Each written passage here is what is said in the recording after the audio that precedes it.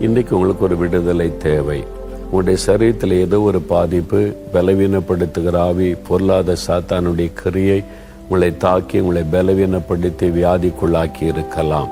இன்றைக்கு இயேசு உங்களுக்கு விடுதலை கொடுக்க விரும்புகிறார். நாம் இணைந்து ஜெபிக்கலாமா? அதுக்காக தகப்பனே, உம்முடைய பிள்ளைகளோடு இணைந்து அவருடைய சரீரத்தில் உள்ள கட்டுகள் அறுக்கப்பட்டு விடுதலை உண்டாக ஜெபிக்கிறேன். அப்பா, நீ தொட்ட உடன் சத்துருடைய கிரியைகள் அழிக்கப்பட்டு நோயின் கட்டுகளிலிருந்து ஜனங்கள் விடுதலை பெற்றார்கள் என்று வாசிக்கிறோம்.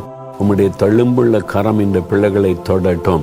இவருடைய சரீரத்தில் எந்தெந்த பகுதியில் பலவீனப்படுத்துகிற ஆவிகள் அவளை கட்டி வைத்திருக்கிறதோ, நோய்களை கொண்டு வருகிற ஆவிகள் அவருடைய சரீரத்தை தாக்கி இருக்கிறதோ, அவைகள் இயேசு கிறிஸ்துவின் நாமத்தில் அந்த ஆவிகளை கடிந்து கொள்ளுகிறேன்.